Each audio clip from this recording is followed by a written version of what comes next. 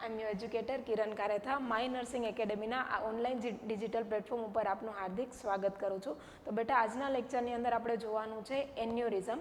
Cardiovascular સિસ્ટમની અંદર એક કન્ડિશન આવે છે એન્યુરિઝમ.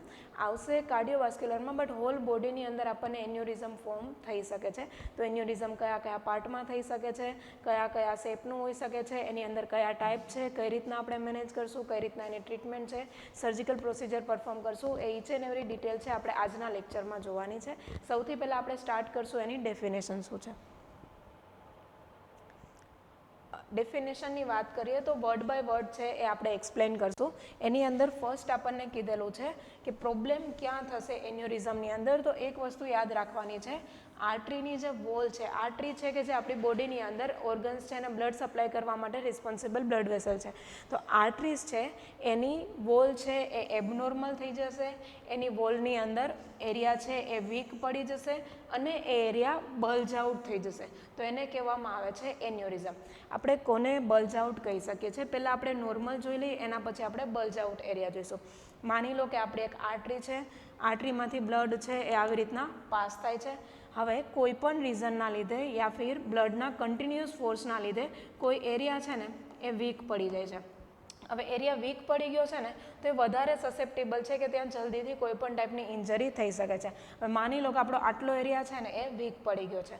વીકનેસના લીધે શું થશે, બ્લડ ફ્લો છે એ તો આપણો કન્ટિન્યુ રહેવાનો છે. તો બ્લડ ફ્લો ફિર બી કન્ટિન્યુ છે ને, તો એવા કેસમાં જેટલો એરિયા અહીંયા વીક પડેલો હતો ને એટલો એરિયા છે એ આવી રીતના બહારની તરફ નીકળી આવે છે. આ જે બહારની તરફ નીકળી આવે છે ને એ વસ્તુને કહેવામાં આવે છે બલ્જ આઉટ થાય છે. તો આપણી આર્ટેરિયલની જે વોલ છે એનો એરિયા વીક પડી જાય, એબનોર્મલ થઈ જાય અને એના લીધે જો એ એરિયા છે એ બલ્જ આઉટ થઈ જાય, આવી રીતના ઉપસી આવશે, તો એને કહેવામાં આવે છે એન્યુરિઝમ. ઓકે, નેક્સ્ટ આપેલું છે an aneurysm occurs when the pressure of blood passing through the part of the weak artery forces the vessel to bulge outward forming like an blister. Normal માની લો કે આવી રીતના નોર્મલ આર્ટરી છે અને ગમે તેટલું ફોર્સ આવશે ને તો એટલી ડિરેક્ટલી છે એન્યુરિઝમ થવાનું નથી. ભલે ગમે તેટલો ફોર્સ આવે, ડિરેક્ટ એન્યુરિઝમ નહીં થાય. સૌથી પહેલાં આર્ટેરિયલ વોલ છે ને એની અંદર વીકનેસ જોવા મળશે અને વીકનેસ પછી આપણને આ રીતનું એન્યુરિઝમ છે એ જોવા મળી શકે છે. તો વીક થયેલા પાર્ટમાં કન્ટિન્યુઅસલી જો બ્લડનું પ્રેશર આવશે ને તો એના લીધે આપણને આર્ટેરિયલ વોલ છે ને એ આ રીતની થયેલી જોવા મળી શકે છે, જેને કહેવામાં આવે છે એને એન્યુરિઝમ. નેક્સ્ટ આપણે જોઈશું એના ટાઈપ્સ કયા કયા છે જે મોસ્ટ ઇમ્પોર્ટન્ટ રહેશે.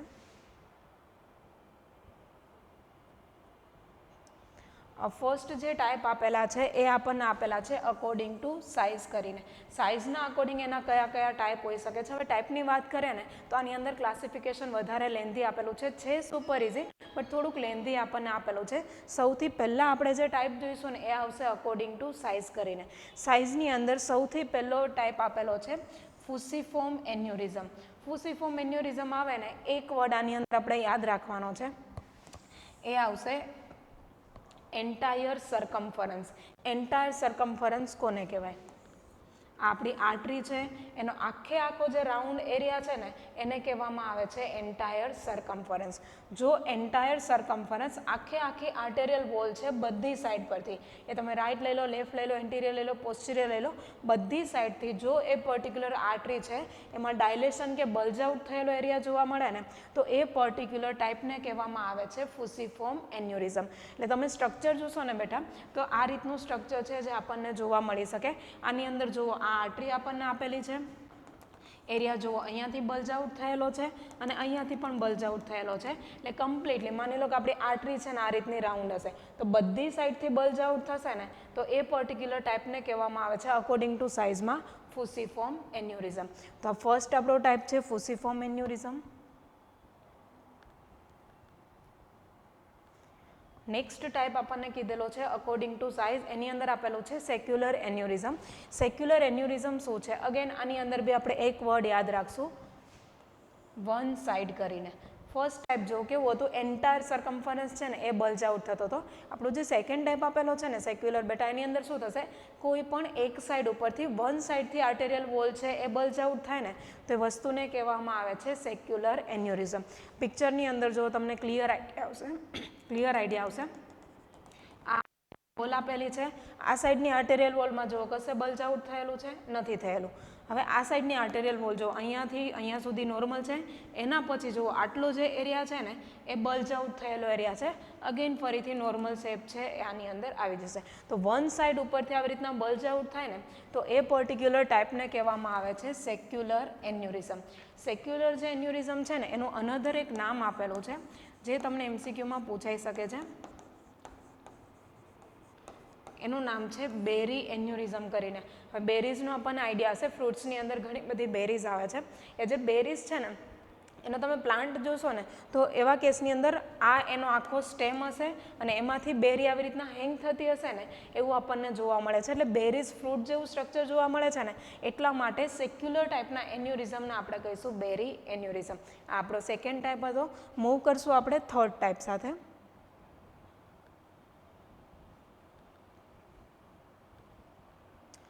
થર્ડ ટાઈપ આપણને આપેલો છે જેનું નામ છે ડિસેક્ટિંગ એન્યુરિઝમ.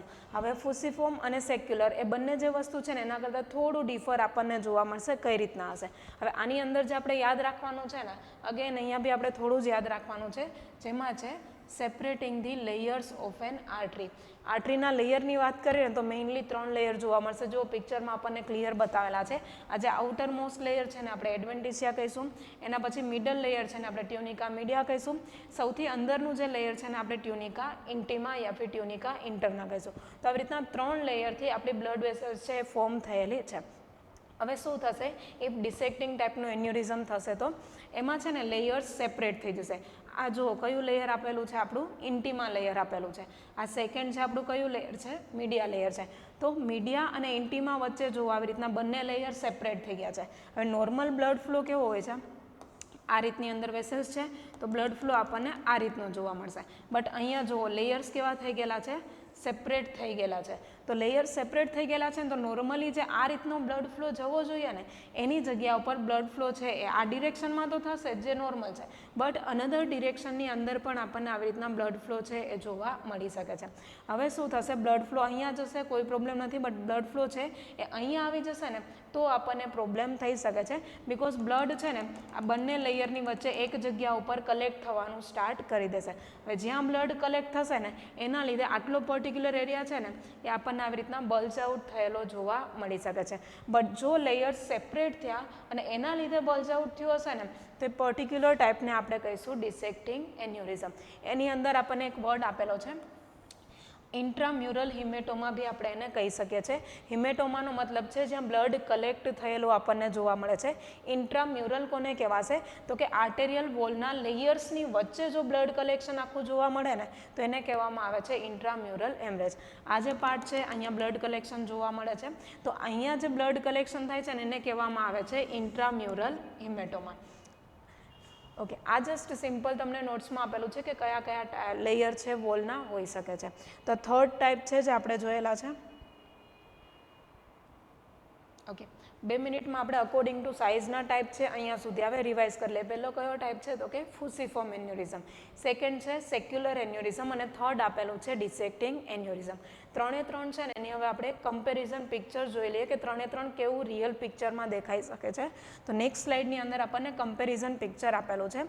આની અંદર જુઓ બેટા 3 આપણને કીધેલા છે. અહીંયા જુઓ એન્યુરિઝમ થયેલું છે, બલ્જ આઉટ થયેલું છે, બટ વન સાઈડ ઉપર છે એટલા માટે આપણે એને કહીશું સેક્યુલર ટાઈપનું છે. આ જુઓ બંને સાઈડ ઉપરથી બલ્જ આઉટ થઈ ગયું હશે ને તો એને કહેવામાં આવે છે ફુસીફોર્મ ટાઈપનું. અહીંયા જુઓ બલ્જ આઉટ બંને સાઈડથી થયું છે, બરાબર છે. તો આને ફુસીફોર્મ નહીં કહેવાય. કેમ નહીં કહેવાય તો કે નોર્મલી 3 લેયર બલ્જ આઉટ નથી થયા, બટ અહીંયા જુઓ લેયર્સ છે ને અહીંયા છે અને એના પછી લેયર્સ સેપરેટ થઈ ગયા છે ને એના લીધે બલ્જ આઉટ થયું છે ને તો એને કહેવામાં આવે છે ડિસેક્ટિંગ એન્યુરિઝમ. એટલે સેક્યુલર, ફુસીફોર્મ અને ડિસેક્ટિંગ. નેક્સ્ટ આપણે જઈશું ટાઈપ્સમાં જ રહેવાનું છે બેટા આપણે, બટ એની અંદર આપણે જઈશું અકોર્ડિંગ ટુ કોઝ કયા આવી શકે છે.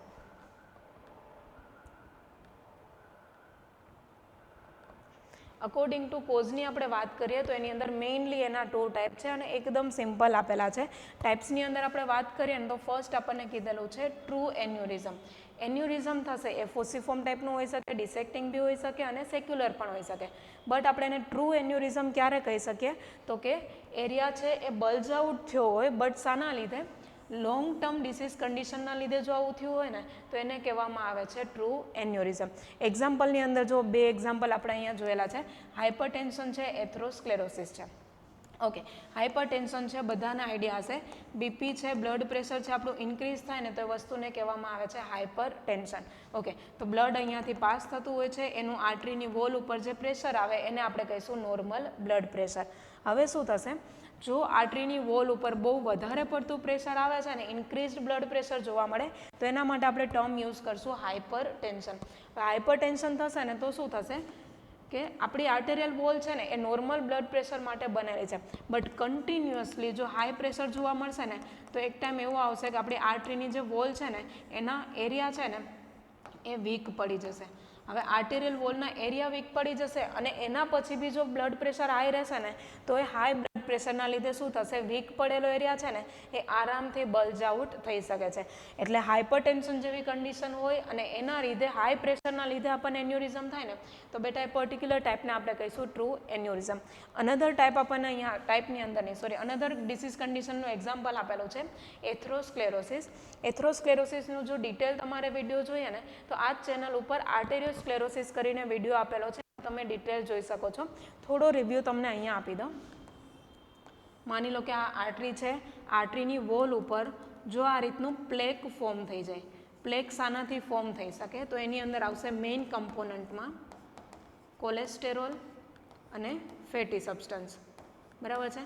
હવે કોલેસ્ટેરોલ અને ફેટી સબસ્ટન્સ જો આપણે બહુ વધારે કન્ઝ્યુમ કરેલા છે ને તો હાયર અમાઉન્ટ છે કોલેસ્ટેરોલનું અને ફેટી સબસ્ટન્સનું એ આપણી આર્ટરીની વોલ ઉપર આવી રીતના જમા થઈ શકે છે. હવે પહેલા કેસ કેવો હતો, નોર્મલ આર્ટરી છે અને આખામાંથી આપણું બ્લડ છે એ ફ્લો થઈ શકે છે, બટ ઇફ કોલેસ્ટેરોલ વધારે કન્ઝ્યુમ કર્યું યા ફિર ફેટી સબસ્ટન્સ આપણે વધારે કન્ઝ્યુમ કર્યા છે તો એવા કેસની અંદર શું થશે, આવો પ્લેક જમા થઈ જશે. પહેલાં જુઓ આટલો ડાયામીટર હતો, પ્લેક ફોર્મ થયેલું છે ને એના લીધે ડાયામીટર કેટલો થઈ ગયો છે બ્લડ વેસલ્સનો તો કે આટલો નાનો ડાયામીટર થઈ ગયો છે. હવે બ્લડ છે ને અહીંયાથી પસાર થવું હશે ને તો બહુ વધારે પડતું પ્રેશર છે એ આ રિજિયનની અંદર આવી શકે છે. હવે શું થશે, એથ્રોસ્ક્લેરોસિસ થયેલું છે ને એટલે ઓલરેડી આ એરિયા કેવો પડી ગયો હશે, વીક પડી ગયો હશે. એથ્રોસ્ક્લેરોસિસના લીધે વીક પડી ગયો છે ને ઉપરથી એથ્રોસ્ક્લેરોસિસ ફોર્મ થયું છે ને પ્લેક, એના લીધે શું થાય કે પાથવે નેરો થઈ ગયેલો છે તો પ્રેશર પણ થોડુંક વધારે ફીલ થશે. તો એના લીધે શું થશે, વધારે પ્રેશર આવશે ને તો આ જે વીક પડેલો એરિયા છે ને એ બલ્જ આઉટ થવાનું રિસ્ક રહી શકે છે. એટલે હાઇપરટેન્શન યા ફિર એથ્રોસ્ક્લેરોસિસ જેવી કોઈ લોંગ ટર્મ કન્ડિશન હોય ને તો આવો પ્રોબ્લેમ થઈ જાય. માની લો હાઇપરટેન્શન એમ જોવા જઈએ તો આપણે કોમન કાઉન્ટ કરી દીધેલું છે, આપણું બીપી ક્યારેક હાઈ થઈ શકે છે બટ ક્યારેક થશે ને તો એના લીધે આપણને આવો કોઈ પણ પ્રોબ્લેમ નહીં થાય. માની લો કે કોઈ સ્ટ્રેસ આવ્યો યા ફિર એન્ઝાઇટી આવી અને બીપી હાઈ થઈ ગયો ને ડિરેક્ટલી આપણને એન્યુરિઝમ ફોર્મ નહીં થાય. ઇફ એ લોંગ ટર્મ માટે રહે છે, ક્રોનિક હાઇપરટેન્શન જોવા મળે ને કન્ટિન્યુઅસલી હાઈ પ્રેશર જોવા મળે ને તો આપણને આ રીતનું એન્યુરિઝમ ફોર્મ થવાનું રિસ્ક રહેશે. તો એને કહેવામાં આવે છે ટ્રુ એન્યુરિઝમ. નેક્સ્ટ ટાઈપની આપણે વાત કરીએ તો એને કહેવામાં આવે છે ફોલ્સ એન્યુરિઝમ. ફોલ્સ એન્યુરિઝમ શું હશે, પાર્ટ છે એ બલ્જ આઉટ થશે એ કન્ફર્મ છે, એન્યુરિઝમ લખેલું છે એના લીધે, બટ શાના લીધે આવું થઈ શકે તો કે પ્રાયર સર્જરી યા ફિર ટ્રોમાના લીધે. આગળ કોઈ સર્જરી કરાવેલી છે અને એ સર્જરીના લીધે કોઈ પાર્ટની અંદર ફોર્સેપ વાગી ગયેલી છે યા ફિર કોઈ પાર્ટની અંદર બ્લડ વેસલ્સમાં ટ્રોમા થઈ ગયેલું છે અને એના લીધે ઇન્ફ્લામ થઈ પાર્ટ વીક પડી અને બલ્જ આઉટ થઈ જાય ને તો એ ટાઈપને કહેવામાં આવે છે ફોલ્સ એન્યુરિઝમ. તો મેઇનલી 2 ટાઈપ આપેલા છે અકોર્ડિંગ ટુ કોઝમાં, ટ્રુ એન્યુરિઝમ અને ફોલ્સ એન્યુરિઝમ. ટ્રુ છે એ કોઈ લોંગ ટર્મ ડિસીઝ કન્ડિશનના લીધે હોઈ શકે. ફોલ્સ એન્યુરિઝમ છે ને એ આગળ કોઈ સર્જરી કરાવેલી હોય યા ફિર આગળ કોઈ ટ્રોમા થયેલું હોય એના લીધે એ એરિયા છે વીક પડી ગયો અને એના લીધે એન્યુરિઝમ ફોર્મ થાય ને તો એને કહેવામાં આવે છે ફોલ્સ એન્યુરિઝમ. તો મેઇનલી આ 2 ટાઈપ છે જે આપણને આની અંદર આપેલા છે અકોર્ડિંગ ટુ કોઝમાં. હવે આમાંથી ટ્રુ હોય કે ફોલ્સ હોય એ સેક્યુલર ટાઈપનું બી હોઈ શકે, ડિસેક્ટિંગ ટાઈપનું બી હોઈ શકે અને ફુસીફોર્મ ટાઈપનું પણ હોઈ શકે છે. બટ જો અકોર્ડિંગ ટુ કોઝ કહીશું ને તો એનો ટાઈપ રહેશે ટ્રુ એન્યુરિઝમ યા ફોલ્સ એન્યુરિઝમ. નેક્સ્ટ આપણે મૂવ કરશું, અનધર ટાઈપ આપણને આપેલા છે એના ઉપર. ઓકે, ટાઈપની આપણે વાત કરી દઈએ તો એની અંદર આપણને અકોર્ડિંગ ટુ લોકેશન બી ટાઈપ કીધેલા છે. હવે અકોર્ડિંગ ટુ લોકેશન એના ટાઈપની વાત કરીએ ને તો એની અંદર ફર્સ્ટ આપણને આપેલું છે એઓર્ટિક એન્યુરિઝમ કરીને આપણને આપેલું છે. હવે નામ આપણે બધાએ સાંભળેલો છે, એઓર્ટા છે. એઓર્ટા છે એ આપણી બોડીની બિગેસ્ટ આર્ટરી છે. એઓર્ટા છે ને એ આપણા લેફ્ટ વેન્ટ્રિકલથી ઓરિજિનેટ થઈ અને હાર્ટની બહારની તરફ નીકળે છે અને આખી આવી રીતના એક્સટેન્ડ થયેલી હશે અને ઉપર બી એની બ્રાન્ચ છે આપણને જોવા મળશે. જો આ એઓર્ટાની અંદર કંઈ પ્રોબ્લેમ થાય ને તો એના રિલેટેડ એન્યુરિઝમ આપેલો છે. હવે જો એઓર્ટામાં થાય ને તો એઓર્ટાના એન્યુરિઝમને આપણે બે રીતના નામ આપી શકીએ છીએ. એક છે થોરાસિક એઓર્ટિક એન્યુરિઝમ અને સેકન્ડ આપેલું છે એબ્ડોમિનલ એઓર્ટિક એન્યુરિઝમ. કઈ રીતના હોઈ શકે?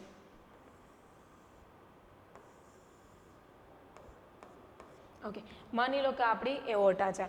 આ એઓર્ટાનો સ્ટાર્ટિંગનો પાર્ટ છે, આ એનું બ્રાન્ચિંગ આપેલું છે અને આ છે ને નીચેની તરફ જતી છે. હવે એઓર્ટા છે ને એને બે ભાગમાં ડિવાઈડ કરેલી છે. માની લો કે આપણી થોરાસિક કેવિટીવાળો ભાગ છે અને આ આપણી એબ્ડોમિનલ કેવિટીવાળો ભાગ છે. ઓકે, તો થોરાસિક કેવિટીની અંદર આ જે એઓર્ટા આપેલી છે ને એને કહેવામાં આવે છે થોરાસિક એઓર્ટા. એબ્ડોમિનલ કેવિટી, એબ્ડોમિનલ રિજિયનમાં જે એઓર્ટાનો પાર્ટ છે ને એને કહેવામાં આવે છે એબ્ડોમિનલ એઓર્ટા.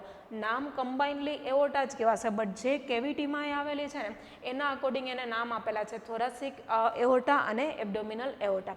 હવે આ એઓર્ટાની અંદર જો થોરાસિકની અંદર એન્યુરિઝમ થાય તો આપણે એને કહીશું થોરાસિક એઓર્ટિક એન્યુરિઝમ. જો એબ્ડોમિનલની અંદર એન્યુરિઝમ થાય ને તો એને કહીશું એબ્ડોમિનલ એઓર્ટિક એન્યુરિઝમ. તો લોકેશનના અકોર્ડિંગ પહેલો જે ટાઈપ આપેલો છે એને કહેવામાં આવે છે એઓર્ટિક એન્યુરિઝમ.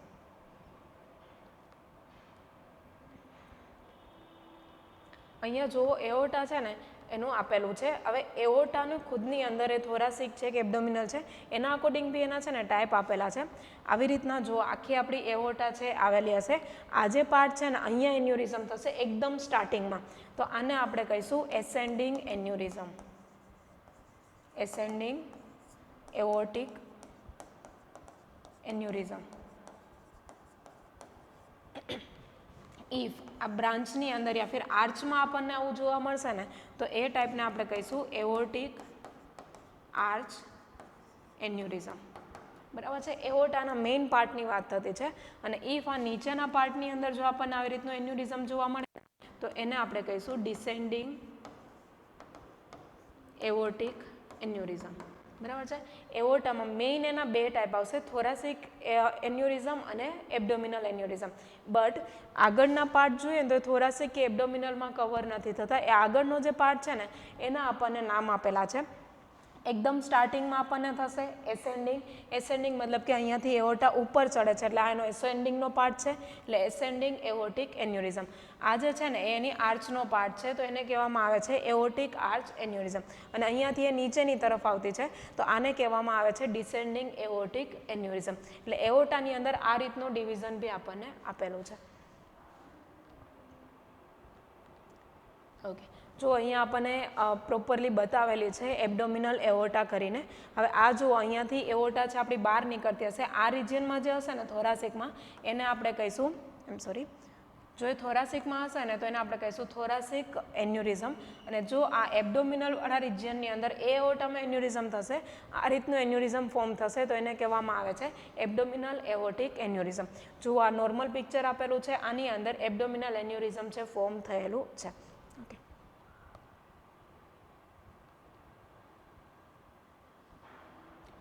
નેક્સ્ટ આપેલું છે અકોર્ડિંગ ટુ લોકેશન. લોકેશનમાં બેટા હજુ આપણે એક જ જોયું છે એઓર્ટિક એન્યુરિઝમ. નેક્સ્ટ જે ટાઈપ આપેલો છે ને એને કહેવામાં આવે છે સેરેબ્રલ એન્યુરિઝમ. નામ ઉપરથી જ ખબર પડે, જ્યારે પણ વર્ડ સેરેબ્રલ સાંભળો ને એ ઓલવેઝ આપણા બ્રેઇનના રિલેટેડ વર્ડ આપેલો છે. એટલે બ્રેઇનને સપ્લાય કરતી જેટલી પણ બ્લડ વેસલ છે ઇફ એની અંદર એન્યુરિઝમ થાય એ ગમે તે હોઈ શકે છે, બટ ઇફ એ બ્રેઇનને સપ્લાય કરે છે ને બ્લડ એમાં કોઈ પણમાં એન્યુરિઝમ થશે તો એને કહેવામાં આવે છે સેરેબ્રલ એન્યુરિઝમ. થર્ડ ટાઈપ આપેલો છે એકદમ સિમ્પલ છે પેરિફરલ એન્યુરિઝમ કરીને. પેરિફરલ એન્યુરિઝમ કોને કહીએ? આપણું એઓર્ટિક એન્યુરિઝમ અને આપણું બીજું છે સેરેબ્રલ એન્યુરિઝમ. આ બંને જગ્યા સિવાય બોડીમાં કોઈ પણ જગ્યા ઉપર કોઈ પણ પાર્ટમાં જો એન્યુરિઝમ થશે ને બધાને આપણે ઇન્ક્લુડ કરશું પેરિફરલ એન્યુરિઝમની અંદર. જો બ્રેઇનને સપ્લાય કરતી બ્લડ વેસલ્સ છે સેરેબ્રલ એન્યુરિઝમ, એઓર્ટામાં થાય તો એઓર્ટિક એન્યુરિઝમ, એના સિવાય બોડીમાં કોઈ પણ પાર્ટની અંદર અલગ અલગ માની લો કે ઇન્ટેસ્ટાઇન છે, આપણું સ્પ્લીન છે, યા ફિર આપણો ફિમોરલવાળો જે રિજિયન છે, પોપ્લિટિયલવાળો રિજિયન છે, કોઈ પણ હાથ પગની કોઈ પણ આર્ટરીની અંદર જો એન્યુરિઝમ થશે ને તે બધાને આપણે શામાં કાઉન્ટ કરશું? પેરિફરલ એન્યુરિઝમની અંદર. એટલે લોકેશનની વાત કરીએ ને તો આપણને એના 3 ટાઈપ આપેલા છે અને એકદમ સિમ્પલ આપેલા છે, બરાબર છે. એઓર્ટિક એન્યુરિઝમ આપણો ફર્સ્ટ ટાઈપ છે જે એઓર્ટામાં થશે, સેરેબ્રલ એન્યુરિઝમ આપણો સેકન્ડ ટાઈપ છે અને થર્ડ આપણો ટાઈપ છે પેરિફરલ એન્યુરિઝમ. અહીંયા આપણું ક્લાસિફિકેશન છે એ કમ્પ્લીટ નથી થતું, બટ મેઇન જે લોકેશનના ટાઈપ છે ને એ આપણા કમ્પ્લીટ થતા છે. બટ હજુ પણ આપણું જે પેરિફરલ એન્યુરિઝમ છે ને એમાં કયા કયા પાર્ટ હોઈ શકે છે, અલગથી ક્લાસિફિકેશન નથી. ક્લાસિફિકેશન અહીંયા આપણું કમ્પ્લીટ થશે, બટ મેં કીધું ને પેરિફરલમાં એઓર્ટા અને સેરેબ્રલ સિવાય બધું હોઈ શકે. તો કઈ કઈ આર્ટરી હોઈ શકે એના મેજર એક્ઝામ્પલ આપણને અહીંયા આપેલા છે.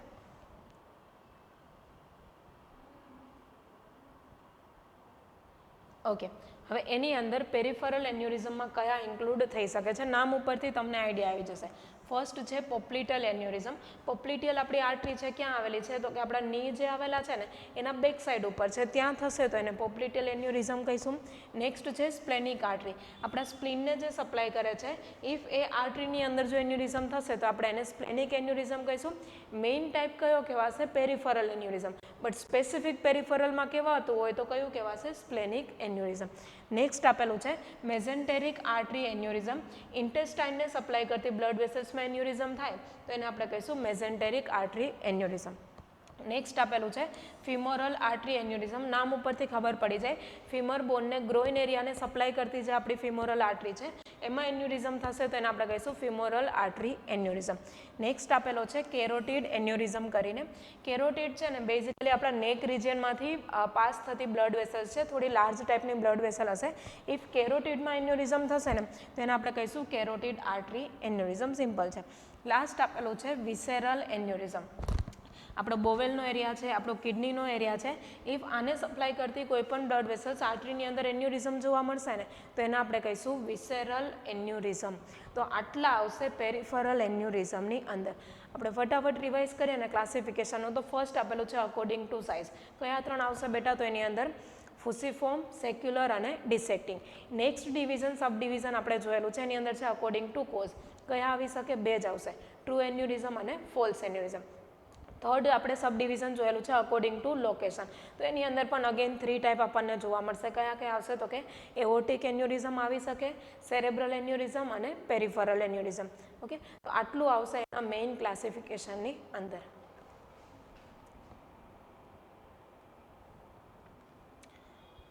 નેક્સ્ટ અને ઇમ્પોર્ટન્ટ ટોપિક કોઈ પણ ડિસીઝ કન્ડિશનની અંદર કોઝિસ અને રિસ્ક ફેક્ટર, કે ઇફ એન્યુરિઝમ થાય છે, એરિયા વીક પડે છે, એબનોર્માલિટી આવે છે, બલ્જ આઉટ થાય છે, શાના લીધે થાય છે, what is the reason behind it. તો એ કોઝિસની અને રિસ્ક ફેક્ટરની અંદર આપણને આપેલું છે. એની અંદર ફર્સ્ટ આપણને કીધેલું છે એક કન્જનાઇટલ બી હોઈ શકે છે. કન્જનાઇટલ જ્યારે પણ વર્ડ સાંભળો સિમ્પલ મતલબ થશે એનો by birth. By birth be present હોઈ શકે છે. ઇફ એના ગ્રોથ અને ડેવલપમેન્ટની અંદર કોઈ પ્રોબ્લેમ આવે તો બાય બર્થ પણ આપણને આ કન્ડિશન જોવા મળી શકે છે. નેક્સ્ટ આપેલું છે ટ્રોમાના લીધે. માની લો કે આપણી બ્લડ વેસલ્સ છે અને કોઈ વસ્તુ એકદમ ફોર્સફુલી આપણી બ્લડ વેસલ્સ ઉપર વાગે છે અને બ્લડ વેસલ્સમાં ટ્રોમા થશે ને તો ટ્રોમાના લીધે આપણો એરિયા કેવો પડી જશે? વીક થઈ જશે. તો અગેન વીકનેસ થશે અને ફિર બી બ્લડ છે અહીંયાથી પાસ થશે તો એનું જે નોર્મલ પ્રેશર બી આવશે ને તો પણ વીક થયેલો એરિયા કેવો થઈ જશે? આવી રીતના બલ્જ આઉટ થઈ જશે. તો ટ્રોમાના લીધે પણ આપણને જોવા મળી શકે.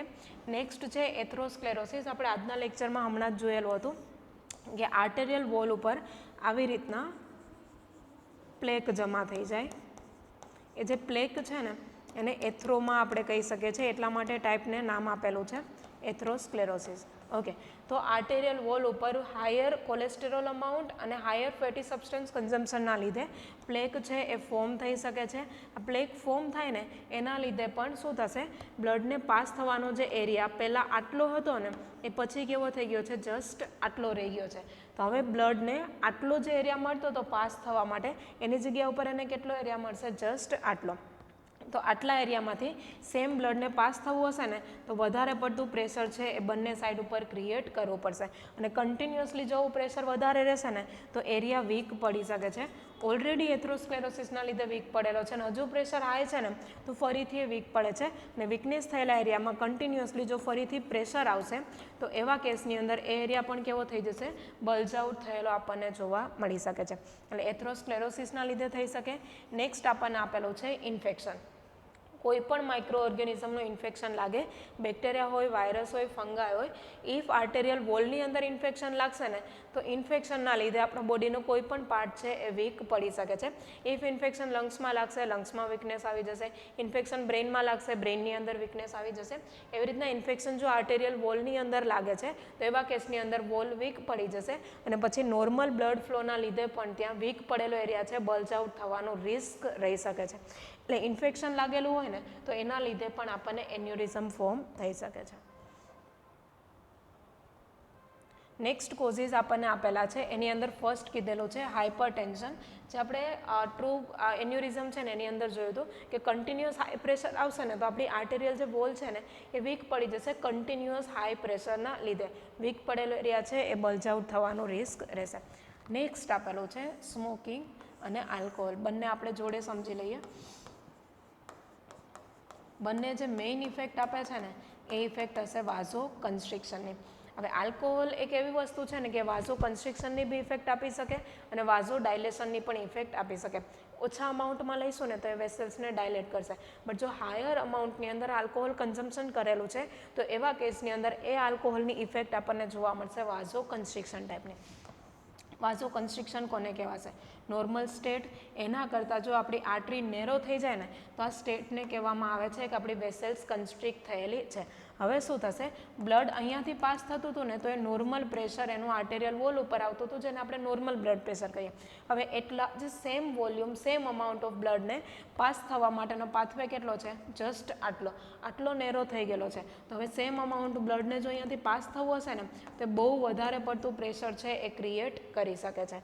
એટલે આપણે સ્મોકિંગ કરશું, આપણે વધારે અમાઉન્ટની અંદર આલ્કોહોલ કન્ઝ્યુમ કરશું, એની ઓટોમેટિક ઇફેક્ટ આપણને જોવા મળશે વાઝો કન્સ્ટ્રિક્શન. કન્સ્ટ્રિક્શનના લીધે અંદરની તરફ બ્લડનું પ્રેશર વધી જશે, કન્ટિન્યુઅસ પ્રેશર હાઈ રહેશે તો એના લીધે આપણી વેસલ વોલ વીક પડી જશે અને અગેન એની અંદર બલ્જ આઉટ થવાનો રિસ્ક રહી શકે છે. નેક્સ્ટ આપણને આપેલું છે ડ્રગ અબ્યુઝ. બેઝિકલી ડ્રગ અબ્યુઝની અંદર આપણે કોમનની અંદર જે આવે છે ને કોકેન લઈ લઈએ તો કોકેન છે ને અગેન એની વાઝો કન્સ્ટ્રિક્શનની ઇફેક્ટ આવે છે તો એના લીધે પણ આવું થઈ શકે છે. નેક્સ્ટ આપણને આપેલું છે ઇમ્પોર્ટન્સ છે ફિમેલ માટે low estrogen level after menopause. Menopause કોને કહીશું તો પોઝનો મતલબ થશે સ્ટોપ થઈ જવું, મેનોનો મતલબ થશે મેન્સ્ટ્રુએશન. મેન્સ્ટ્રુએશન છે એ આપણું કમ્પ્લીટલી સ્ટોપ થઈ જાય ને તો એને કહેવામાં આવે છે મેનોપોઝ. મેનોપોઝ થશે. આગળ વર્ડ લખેલો છે લો ઇસ્ટ્રોજન લેવલ. હવે હોર્મોનનું નામ આપણે બધાએ સાંભળેલું છે. ફિમેલની અંદર જે સેક્સ હોર્મોન છે ને એ છે ઇસ્ટ્રોજન અને પ્રોજેસ્ટેરોન કરીને. હવે શું થશે, જેવો આપણો મેનોપોઝ આવી જશે, આ હોર્મોન જરૂરી ક્યારે છે, મેન્સ્ટ્રુઅલ સાયકલ માટે મોસ્ટ ઇમ્પોર્ટન્ટ છે અને સેકન્ડ છે પ્રેગ્નન્સી માટે મોસ્ટ ઇમ્પોર્ટન્ટ છે. બટ જો મેન્સ્ટ્રુએશનની પ્રોસેસ જ કમ્પ્લીટ થઈ ગયેલી છે, એ જ સ્ટોપ થઈ ગયેલું છે, પ્રેગ્નન્સી કન્સીવ પછી થવાની નથી તો બંને એક્ટિવિટી સ્ટોપ થઈ ગઈ છે, તો હવે આપણને આવા સેક્સ હોર્મોનની કોઈ જરૂર પડશે નહીં. એટલે બોડી ઓટોમેટિકલી શું કરી દેશે, ઇસ્ટ્રોજનનું લેવલ છે ને બહુ એટલે બહુ વધારે લો કરી દેશે. તો લો ઇસ્ટ્રોજન થઈ જશે ક્યારે, તો કે મેનોપોઝ પછી ઇસ્ટ્રોજનનું લેવલ લો થઈ શકે. હવે લો લેવલ ઓફ ઇસ્ટ્રોજન કઈ રીતના એન્યુરિઝમ છે ક્રિએટ કરી શકે છે, તો એની અંદર છે જે ઇસ્ટ્રોજન છે ને એની અંદર એક સ્પેસિફિક પ્રોપર્ટી છે જેને કહેવામાં આવે છે એન્ટી ઇન્ફ્લામેટરી પ્રોપર્ટીઝ. આપણને લાગે કે ઇસ્ટ્રોજન જસ્ટ આ બે વસ્તુ માટે વર્ક કરે, બટ ઇસ્ટ્રોજન છે ને ઘણી બધી વસ્તુ માટે. ઇસ્ટ્રોજન સ્કિનને ગ્લો માટે હેલ્પ કરે, ઇસ્ટ્રોજન છે ને એ જોઈન્ટને હેલ્ધી રાખવા માટે, બોન માટે, ઘણી બધી વસ્તુ માટે ઇસ્ટ્રોજન છે. ઇવન આપણા હેર માટે બી ઇસ્ટ્રોજન ઘણો બધો ઇમ્પોર્ટન્ટ રોલ પ્લે કરે છે. તો બેઝિકલી શું થશે, આવી રીતનો પીરિયડ આપણો સ્ટાર્ટ થઈ ગયો ને એના પછી ઇસ્ટ્રોજનનું લેવલ કેવું થઈ જશે, એકદમ ડાઉન થઈ જશે. ઇસ્ટ્રોજનની અંદર પ્રોપર્ટીઝ કઈ છે તો કે એન્ટી ઇન્ફ્લામેટરી, કે જે ઇન્ફ્લામેશન થવા દેશે નહીં. બટ એકવાર ઇસ્ટ્રોજનનું લેવલ લો થઈ ગયું ને એના પછી હવે એન્ટી ઇન્ફ્લામેટરી પ્રોપર્ટીઝવાળું કામ નહીં કરી શકે, બિકોઝ ઇસ્ટ્રોજન જ આપણી જોડે છે નહીં. તો ઇન્ફ્લામેશન થવાનું રિસ્ક છે કેવું થશે, વધી જશે.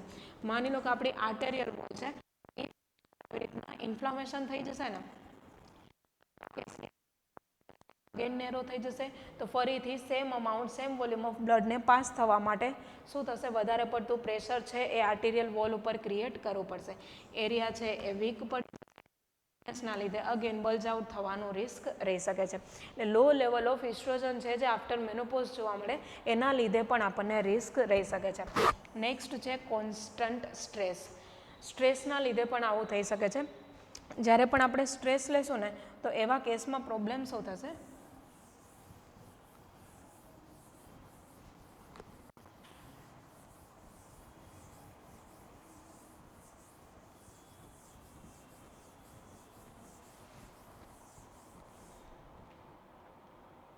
ઓકે, જ્યારે પણ આપણે સ્ટ્રેસ લેશું તો કયા પ્રોબ્લેમ થઈ શકે છે. સ્ટ્રેસ લેશું ને એટલે આપણી એક નર્વસ સિસ્ટમ એક્ટિવેટ થઈ જશે જેને કહેવામાં આવે છે સિમ્પેથેટિક નર્વસ સિસ્ટમ.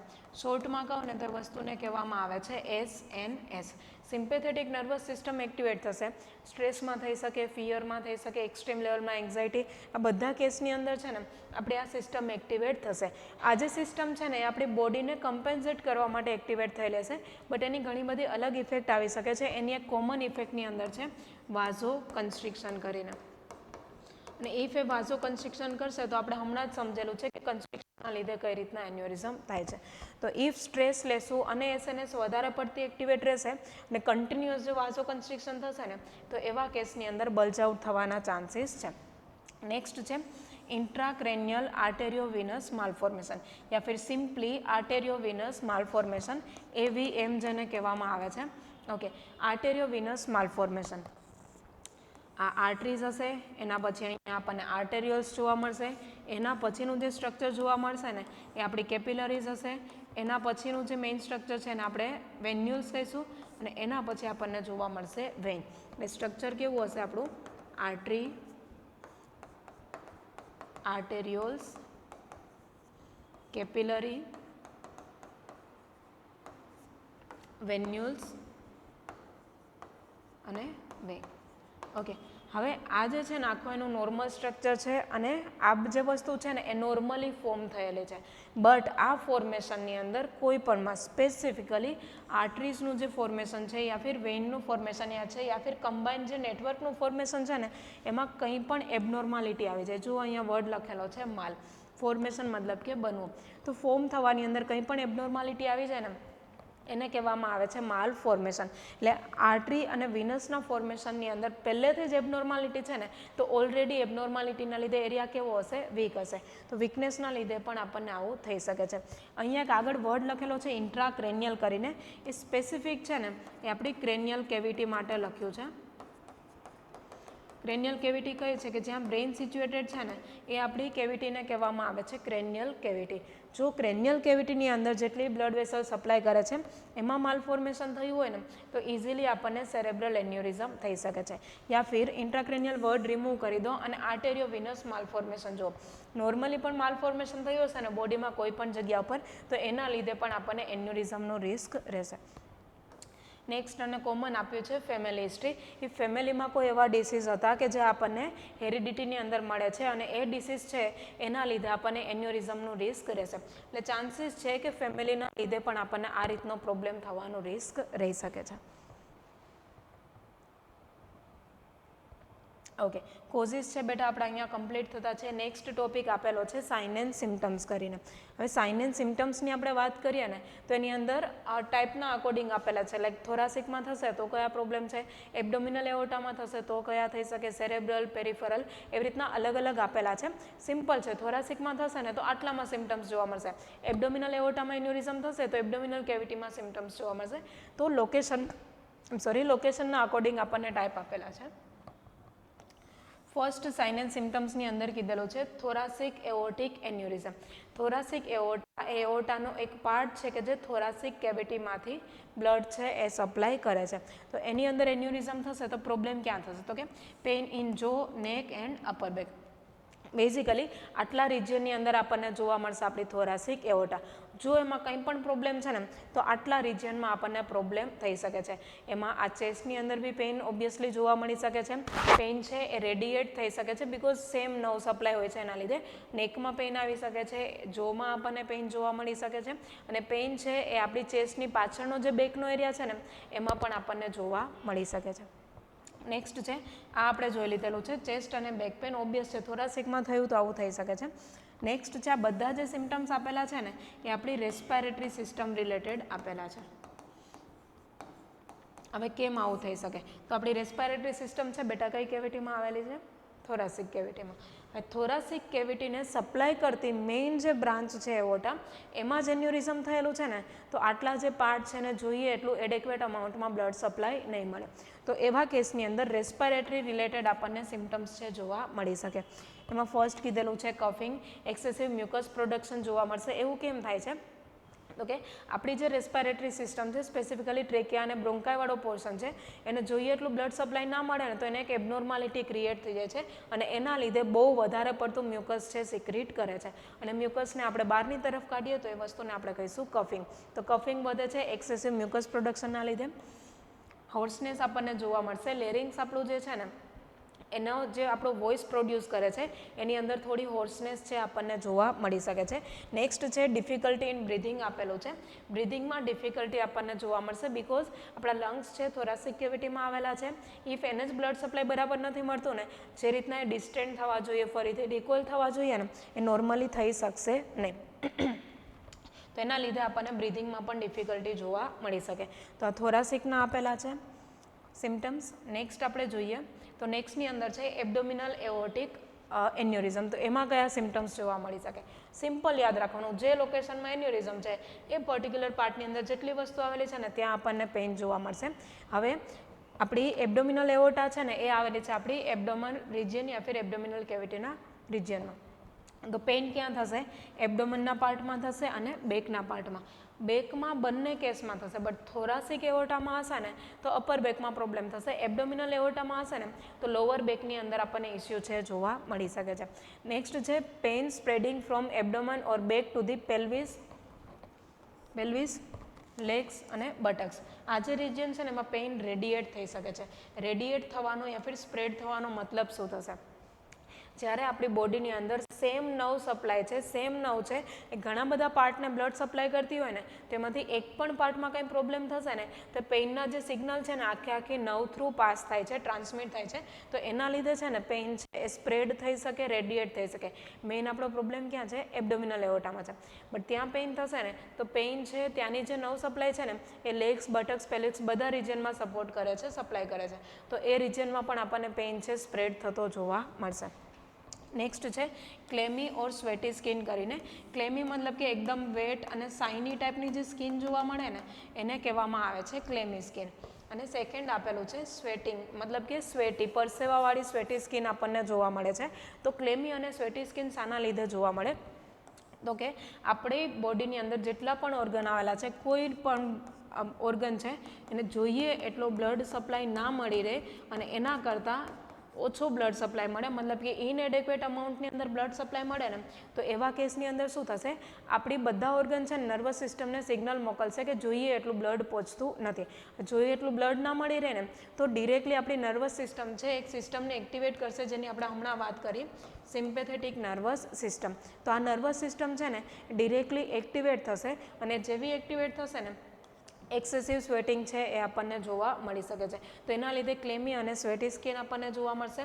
નેક્સ્ટ છે આના રિલેટેડ આપેલું છે જ્યારે આ રીતનો પ્રોબ્લેમ થશે ને લાઈક માની લો કે આપણો એબ્ડોમિનલ રિજિયનમાં જે ઓર્ગન આવેલા છે સ્ટમક માની લો એને જોઈએ એટલું અમાઉન્ટમાં બ્લડ સપ્લાય નથી મળતું ને એ ડિરેક્ટલી આપણી નર્વસ સિસ્ટમને સિગ્નલ મોકલશે કે એડેક્વેટ અમાઉન્ટમાં બ્લડ ફ્લો નથી. તો આપણી નર્વસ સિસ્ટમ છે ને ડિરેક્ટલી હાર્ટને સિગ્નલ મોકલશે કે હાર્ટ છે એને બહુ જલ્દીથી પંપ કરાવવાનું છે.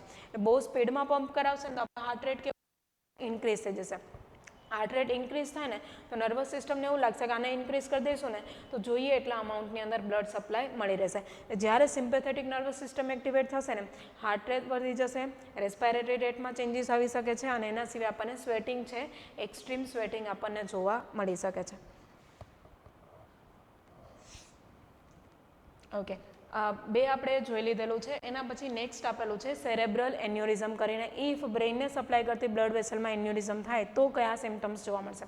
બધા જોવો આપણા બ્રેઇન રિલેટેડ નોર્મલ ફંક્શન છે ને એ બધામાં એબનોર્માલિટી આવશે. એની અંદર ફર્સ્ટ આપણને કીધેલું છે સડન એક્સ્ટ્રીમલી સિવિયર હેડેક. હવે આપણું બ્રેઇન ક્યાં આવેલું છે? અહીંયા આવેલું છે. આ પોર્શનને આપણે હેડ કહીએ છીએ. તો ઇફ બ્રેઇનને જોઈએ એટલું બ્લડ સપ્લાય નહીં મળે ને તો આ રિજિયનમાં આપણને પેઇન થાય છે જેને કહેવામાં આવે છે હેડેક. તો હેડેક આપણને થઈ શકે છે. નેક્સ્ટ વસ્તુ છે કોમનની અંદર આવશે નોઝિયા અને વોમિટિંગ. એના પછી છે બ્લડ ઓર ડબલ વિઝન. આપણા બ્રેઇન છે ને એના એકદમ એડજસન્ટ પાર્ટની અંદર આપણને જોવા મળશે આપણી આઈઝ. એટલે બ્રેઇનને જોઈએ એટલું બ્લડ સપ્લાય નહીં મળી રહે ને તો આઈઝના પાર્ટ છે એને પણ જોઈએ એટલો બ્લડ સપ્લાય મળશે નહીં. ઇનએડેક્વેટ બ્લડ સપ્લાય અમાઉન્ટના લીધે પ્રોબ્લેમ શું થશે? વિઝનની અંદર ચેન્જીસ આવી શકે. વિઝન કેવું થઈ શકે? બ્લડ યા ફિર ડબલ વિઝન થઈ શકે છે. અહીંયા જો બ્લડ વિઝન આપેલું છે એકદમ ધૂંધળું દેખાય ને એને કહેવામાં આવે છે બ્લડ વિઝન. નેક્સ્ટ આપેલું છે ડબલ વિઝન. એક જ પર્સન છે આપણને બે જેવું દેખાવા લાગે, લાઈક એક ચેર છે તો આપણને સાઈડમાં બીજી દેખાવા લાગે તો એને ડબલ વિઝન કહેવામાં આવે છે. વિઝન રિલેટેડ એબનોર્માલિટી છે. તો આપણને આવી રીતના ઇફ આઈઝને જોઈએ એટલું અમાઉન્ટમાં બ્લડ ના મળે તો આવા પ્રોબ્લેમ થઈ શકે છે. નેક્સ્ટ છે આઈઝના માટે જ આપેલું છે સેન્સિટિવિટી ટુ લાઇટ. હવે જોઈએ એટલું બ્લડ સપ્લાય નહીં મળી રહ્યું, સિવિયર હેડેક થાય છે, વિઝનમાં પ્રોબ્લેમ છે અને એવા કેસની અંદર જો આપણે વધારે લાઇટથી એક્સપોઝ થઈશું તો એવા કેસની અંદર આપણે લાઇટ છે ને એને ટોલરેટ કરી શકશું નહીં. તો એને કહેવામાં આવે છે સેન્સિટિવિટી ટુ લાઇટ. આપણે લાઇટને બિલકુલ નહીં ટોલરેટ કરી શકીએ. આવા કેસની અંદર બેસ્ટ ઓપ્શન છે ને આપણે રૂમને એકદમ ડાર્ક કરી અને સૂઈ શકીએ છીએ. એ એક સેન્સિટિવિટી ટુ લાઇટથી બચવા માટેનું સોલ્યુશન છે. તો આ એક આપણને જોવા મળશે. નેક્સ્ટ છે સીઝર. સીઝર છે ગુજરાતીમાં આપણે કહીએ છીએ ને ખેંચ આવે યા ફિર આંચકી આવે તો એને મેડિકલ ટર્મની અંદર કહેવામાં આવે છે સીઝર. તો જ્યારે પણ આપણને સીઝર આવશે ને તો ક્યારે આવી શકે? મેઇનલી તો જ્યારે આપણા ન્યુરોન્સ છે,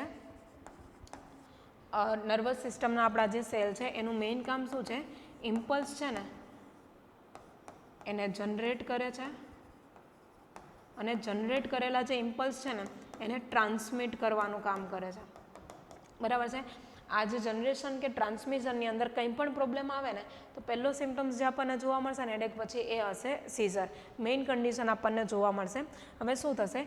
ન્યુરોન છે એ શું છે? વન ટાઈપ ઓફ સેલ છે, બ્રેઇન માટે વર્ક કરતા સેલ છે. એને પણ બ્લડની રિક્વાયરમેન્ટ હશે. બરાબર છે?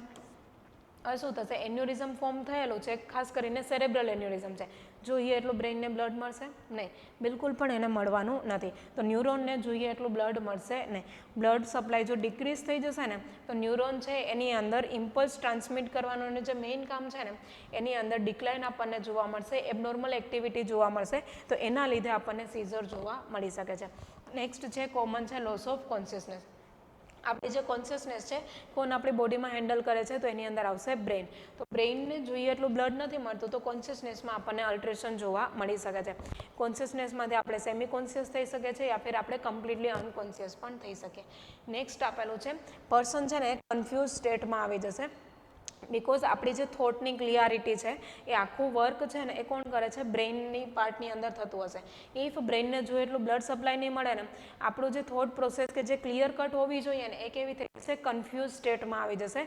પછી આપણી અંદર એક કન્ફ્યુઝન આવી જશે. આપણે કોઈ પણ વસ્તુનો ક્લિયર આન્સર નહીં આપી શકીએ. લાઈક માની લો કોઈ પેશન્ટને સેરેબ્રલ એન્યુરિઝમ છે અને તમે એને પૂછો ને કે તમે સવારે નાસ્તા કર્યો તો એવું કરીને તો એવું કહેશે હા મેં કર્યો તો, ના ના મને બહુ યાદ નથી, કદાચ કાલે કર્યો તો આજે મેં નથી કર્યો. પછી આપણે કહીશું તમે શું જમ્યો તો બપોરે એવું કરીને? મેં તો જમ્યો જ નથી. પછી કહેશે ના આજે તમે જમ્યો તો આજે મેં સબ્જી રોટી ખાધેલું છે. તો એ રીતના કન્ફ્યુઝડ આન્સર આવે ને તો સમજવાનું કે બ્રેઇનને જોઈએ છે એટલું બ્લડ સપ્લાય મળતું નથી. આ બધા સિમ્ટમ્સ છે સેરેબ્રલ એન્યુરિઝમના. નેક્સ્ટ આપણને કીધેલું છે પેરિફરલ એન્યુરિઝમ. પેરિફરલ એન્યુરિઝમ શું છે આપણે જોયેલું છે, બટ સિમ્ટમ્સ કયા જોવા મળશે? આમાં સિમ્ટમ્સ જોવા મળશે ને એટલે હોલ બોડીમાં જોવા મળશે, સેરેબ્રલ ને એઓર્ટા સિવાયના. એની અંદર કોમનમાં આપણને આપેલું છે પલ્સેટિંગ લમ્પ જોવા મળશે that can feel over the affected area. કે આપણો લેગ આપેલો છે, બરાબર છે? લેગની અંદર માની લો કે બિહાઇન્ડ ધી ની આપણી એક આર્ટરી આવી રીતના પસાર થાય છે જેને આપણે કીધેલું છે પોપ્લિટિયલ આર્ટરી. માની લો કે પોપ્લિટિયલ આર્ટરી જે અહીંયા પસાર થાય છે ને એની અંદર આવી રીતના એન્યુરિઝમ થઈ ગયેલું હશે ને તો આપણે નીના બેક સાઈડ ઉપર ટચ કરશું ને તો આપણને એક લંપ જોવા મળશે. લંપ મતલબ કે કોઈ પાર્ટ ઉપસેલો અને હાર્ડ જેવો આપણને લાગવા લાગે ને તો એને આપણે કહીશું લંપ આપણને ફીલ થશે. અનયુઝ્યુઅલ સ્ટ્રક્ચર છે. હવે શું થશે? પલ્સેટિંગ લંપ જોવા મળશે. હવે કોઈ પણ આર્ટરીમાંથી બ્લડ છે પાસ થાય ને તો આપણને પલ્સ ફીલ થાય છે. બટ અહીંયા શું થશે? એન્યુરિઝમના લીધે આપણને લંપ જેવી ફિલિંગ આવશે અને બ્લડ પાસ થશે ને તો એના લીધે આપણને પલ્સ છે એ ફીલ થશે. તો બેઝિકલી ફિલિંગ કેવી આવશે? એ લંપ છે પલ્સેટ કરતો છે ને એ રીતની ફિલિંગ આપણને જોવા મળી શકે છે. નેક્સ્ટ છે leg or arm pain or cramping with exercise called claudication. Claudication શું છે એના માટે તમે આગળનો લેક્ચર જોઈ શકો છો. આર્ટેરિયોસ્ક્લેરોસિસની અંદર આપ્યું છે. સિમ્પલ તમને કહી દઉં ક્લાઉડિકેશન શું છે. તો બેઝિકલી આપણા જે લેગ્સ આવેલા છે એમાં સ્પેસિફિકલી આપણા કાફ મસલ્સ છે ને એની અંદર એક્સરસાઇઝ કરીએ અને એક્સરસાઇઝના લીધે પેઇન થવા લાગે ને તો એને કહેવામાં આવે છે ક્લાઉડિકેશન. આવું શાના લીધે થાય? તો કે આપણે જ્યારે પણ એક્સરસાઇઝ કરશું ને બેટા તો એવા કેસની અંદર બ્લડની રિક્વાયરમેન્ટ કેવી થઈ જશે? ઇન્ક્રીઝ થઈ જશે. બિકોઝ આપણે નોર્મલ કરતાં વધારે એક્ટિવિટી કરીએ છીએ. હવે શું થશે? બહુ વધારે પડતી એક્સરસાઇઝ થઈ જશે તો બ્લડની રિક્વાયરમેન્ટ બી એટલી થઈ જશે. બટ આપણા કેસમાં શું થયેલું છે? એન્યુરિઝમ ફોર્મ થયેલું છે. જોઈએ એટલું બી બ્લડ નથી મળી રહેતું. તો એવા કેસની અંદર આમાં તો શું થશે? એક્સરસાઇઝમાં તો રિક્વાયરમેન્ટ જ વધારે છે. તો એવા કેસમાં બહુ વધારે પડતી બ્લડની શોર્ટેજ થશે. એના લીધે આપણને સિવિયર લેગ અને આર્મની અંદર પેઇન જોવા મળશે.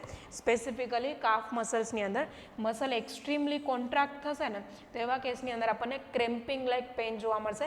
લાઈક આવી રીતના મસલ્સ છે જો આમ કોન્ટ્રાક્ટ થશે ને આખા તો ક્રેમ્પિંગ લાઇક પેઇન છે આપણને જોવા મળી શકે છે. નેક્સ્ટ છે વિથ રેસ્ટ પણ આપણને આ પેઇન જોવા મળી શકે છે. નોર્મલ જ બ્લડ ફ્લો નથી મળતો તો એના લીધે રેસ્ટ ટાઈમે પણ જોવા મળી શકે છે. નેક્સ્ટ છે painful sores or ulceration involving the toes and finger. આપણી જે ફિંગર છે યા ફિર આપણા જે ટોઝ છે ને એની અંદર જો અલ્સર ફોર્મ થઈ જશે, ગુજરાતીમાં આપણે કહીએ છીએ ને ચાંદા પડી જવા, તો અલ્સર કે સોર છે એ ફોર્મ થઈ શકે છે. શાના લીધે થશે? માની લો કે ફિંગર્સ છે, જોઈએ એટલું બ્લડ સપ્લાય નથી મળતું.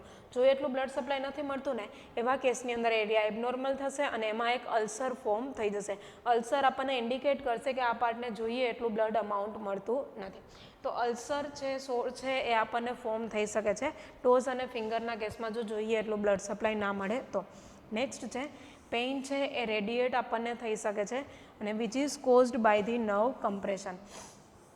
નવ છે ગુજરાતીમાં આપણે ચેતા જેને કહીએ છીએ. નવ છે એ ગ્રુપ ઓફ ન્યુરોનને કહેવામાં આવે છે. નવ આખી બોડી છે એની અંદર નેટવર્ક આપણને નવનું જોવા મળે છે. નવ ઉપર કમ્પ્રેશન આવશે. ઇફ આ રીતનું એન્યુરિઝમ ફોર્મ થયેલું છે ને એનું કમ્પ્રેશન આપણી નવ ઉપર આવે ને તો એના લીધે પણ આવું થઈ શકે છે. સેકન્ડ છે નવને ખુદને પણ બ્લડ સપ્લાયની રિક્વાયરમેન્ટ છે, એને જોઈએ એટલું બ્લડ સપ્લાય નથી મળતું ને તો એના લીધે પણ આપણો પેઇન છે એ રેડિએટ થઈ શકે છે. માની લો કે એક નવ આવેલી છે અહીંયાથી લઈ અને અહીંયા સુધી આવેલી છે ને તો ઇફ અહીંયા કશે પણ જોઈએ એટલો બ્લડ સપ્લાય નહીં મળે ને તો આખા રિજિયનની અંદર આપણને પેઇન ફીલ થઈ શકે છે બિકોઝ સેમ નવ છે કે જે સિગ્નલ મોકલે છે. તો એવા કેસમાં આપણને પેઇન છે એ રેડિએટ થઈ શકે છે. ઓકે, આ હતા આપણા સાઇન એન્ડ સિમ્ટમ્સ જે લોકેશનના અકોર્ડિંગ આપ્યા હતા. થોરાસિક છે, થોરાસિકના સાઇન એન્ડ સિમ્ટમ્સ. એબડોમિનલ છે, એબડોમિનલના. પેરિફરલ છે, સ્પેસિફિકલી લેગ્સ અને આર્મ્સના આપણને વધારે જોવા મળશે. નેક્સ્ટ છે ડાયગ્નોસ્ટિક ઇવેલ્યુએશન કરીને કયા કયા ટેસ્ટ થ્રુ આપણે કહી શકીએ કે પર્સન છે ને એન્યુરિઝમ છે કે નહીં. કન્ફર્મેટરી ટેસ્ટ કયા કયા છે તેની અંદર ફર્સ્ટ આપણને કીધેલું છે હિસ્ટ્રી કલેક્શન અને ફિઝિકલ એક્ઝામિનેશન. જ્યારે આપણે હિસ્ટ્રી કલેક્ટ કરશું ને તો એવા કેસની અંદર પર્સન આપણને કહેશે કે એને કઈ કઈ કમ્પ્લેન છે. માની લો કે પર્સન એવું કહે છે કે મને ચેસ્ટ પેઇન બહુ વધારે થાય છે, એના પછી પાછળ જે બેક આવેલી છે એમાં બહુ પેઇન થાય છે, મને બ્રિધિંગમાં ડિફિકલ્ટી આવે છે.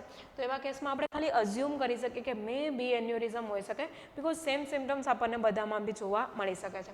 તો હિસ્ટ્રી કલેક્શનમાં સાઇન એન્ડ સિમ્ટમ્સ દ્વારા થોડોક આઈડિયા આવશે.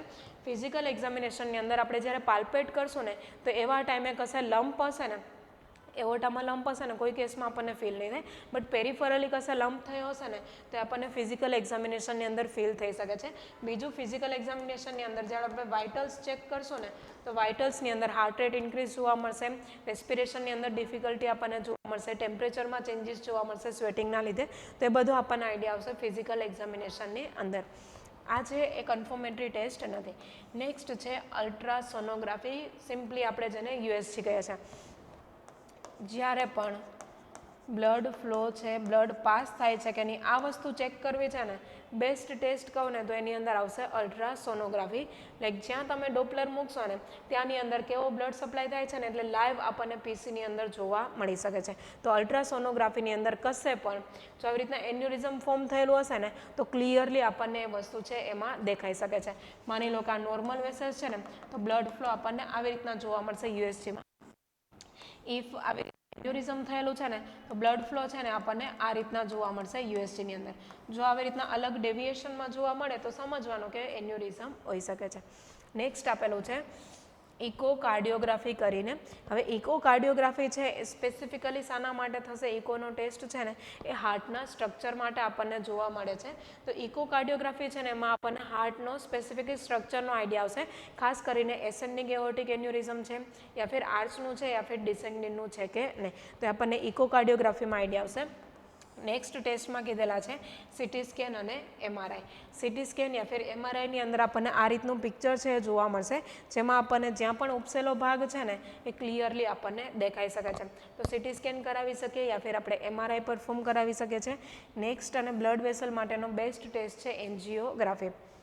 જ્યારે પણ આપણે એન્જિયોગ્રાફી કરશું ને તો એની અંદર સૌથી પહેલાં આપણે ડાય છે ને એ ઇન્જેક્ટ કરવાની રહેશે.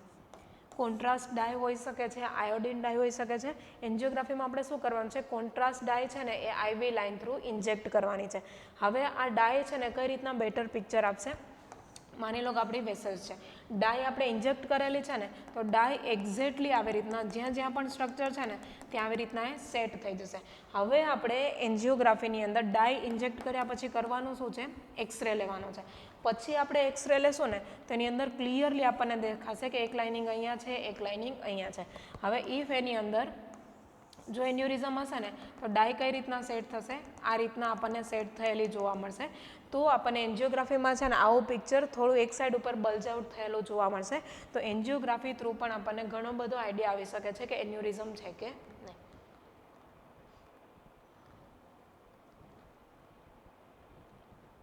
ઓકે, તો આ એના ટેસ્ટની અંદર આપેલું છે. નેક્સ્ટ વસ્તુ છે એની અંદર છે મેનેજમેન્ટ, કે કઈ રીતના આપણે એને મેનેજ કરી શકશું. હવે ડિપેન્ડ કરશે કે મેનેજ કરવાનું છે તો સાઇઝ કેટલી છે એની, એનું લોકેશન કયું છે, એ બધી વસ્તુ ઉપર ડિપેન્ડ કરી શકે. લાઈક સેરેબ્રલમાં છે ટ્રીટમેન્ટમાં ચેન્જીસ હોઈ શકે છે, એઓર્ટિક એન્યુરિઝમ છે ટ્રીટમેન્ટમાં માઇનર ચેન્જીસ હોઈ શકે છે. એટલે સાઇઝ અને લોકેશન પહેલાં આપણે કન્ફર્મ કરવાનું રહેશે. એના પછી આપણો મેઇન ગોલ કયો રહેશે ટ્રીટમેન્ટનો, જે મોસ્ટ ઇમ્પોર્ટન્ટ છે, જેમાં આપણે પ્રિવેન્ટ કરવાનું છે. શું પ્રિવેન્ટ કરવાનું છે? તો કે રપ્ચર ઓફ એન્યુરિઝમ. એન્યુરિઝમ ફોર્મ થઈ ગયું, એના પછી બસ્ટ થઈ જાય, ફાટી જાય ને તો એને કહેવામાં આવે છે રપ્ચર. પ્રોબ્લેમ શું થાય? સૌથી મોટો પ્રોબ્લેમ અહીંયા થાય, એન્યુરિઝમ ફોર્મ થયેલો છે. માની લો કે એના પછી ઇફ એ રપ્ચર થશે ને તો શું થશે? આવી રીતના આખું એ રપ્ચર થઈ જશે. તો પહેલાં શું થતું હતું? એન્યુરિઝમ ફોર્મ થયું હતું. આ એક નોર્મલ છે, આ એન્યુરિઝમ ફોર્મ થયેલું છે અને આ થર્ડ પિક્ચર છે ને એમાં એન્યુરિઝમ રપ્ચર થઈ ગયેલું છે. તો બ્લડ આવી રીતના જશે, આ નોર્મલમાં છે. ઇફ એન્યુરિઝમ થશે તો બ્લડ આવી રીતના ભરાશે અને એના પછી આગળની તરફ વધી શકે છે. અહીંયા ઘણું બધું બ્લડ છે કલેક્ટ થઈ શકે. ઇફ એન્યુરિઝમ રપ્ચર થઈ ગયું, ખતમ, કન્ડિશનમાં બહુ વધારે ક્રિએટ થઈ શકે છે ઇસ્યુ. હવે બ્લડ અહીંયા જશે, એના પછી રપ્ચર થઈ ગયું ને એના લીધે ડિરેક્ટલી બ્લડ છે ને એ બહારની તરફ નીકળી શકે છે અને ઉપરની તરફ બિલકુલ પણ જઈ શકશે નહીં. એટલે રપ્ચર થતું સૌથી પહેલાં આપણે પ્રિવેન્ટ કરવું જરૂરી છે. ફોર્મ થઈ ગયું ને, મેડિકેશનથી ફોર્મ થયેલા એન્યુરિઝમને આપણે કોઈ પણ રીતના ટ્રીટ નહીં કરી શકીએ. બટ આપણે મેઇન શું કરવાનું છે? પ્રિવેન્ટ કરવાનું છે. શું? કે રપ્ચર એટલીસ્ટ થવું જોઈએ નહીં. નેક્સ્ટ આપેલું છે pharmacological management are use to reduce the pressure, relax blood vessel and reduce the risk of rupture. તો બેઝિકલી આપણે કરવાનું શું છે ફાર્મેકોલોજીમાં? એન્યુરિઝમ થઈ ગયું, કોઈ મેડિકેશનથી ફરીથી આપણે એને નોર્મલ લઈ લાવી શકીએ. એટલે ફાર્મેકોલોજીકલ જેટલી મેનેજમેન્ટ આપીએ ને એનો આપણો મેઇન શું છે? એક તો પ્રેશર એના ઉપર ઓછું કરવાનું છે. બિકોઝ એન્યુરિઝમ ફોર્મ થયું, સ્ટીલ પ્રેશર આવશે ને તો રપ્ચર થવાના ચાન્સીસ વધી જશે. એટલે રપ્ચર પ્રેશર નથી આવવા દેવાનું. બ્લડ વેસલ્સને બને ને એટલી રિલેક્સ રાખવાની છે. બિકોઝ એ કન્સ્ટ્રિક્ટ થશે, પ્રેશર વધશે, ફરીથી એન્યુરિઝમ ફોર્મ થયું એ રપ્ચર થઈ શકે છે. એટલે એને આપણે રિલેક્સ રાખવાની છે. થર્ડ છે reduce the risk of rupture. એને રપ્ચર થવાના રિસ્ક છે એને આપણે રિડ્યુસ કરી શકીએ છીએ. તો આટલું આપણે ફાર્મેકોલોજીકલ મેનેજમેન્ટ થ્રુ કરી શકીએ. હવે કઈ મેનેજમેન્ટ થ્રુ આપણે આ બધા ગોલ છે એ અચીવ કરી શકીએ? એની અંદર ફર્સ્ટ અને કોમન એકદમ મેડિકેશન આપેલી છે. ઇફ પેઇન થતો છે તો એવા કેસની અંદર બેસ્ટ મેડિકેશન રહેશે એનાલ્જેસિક.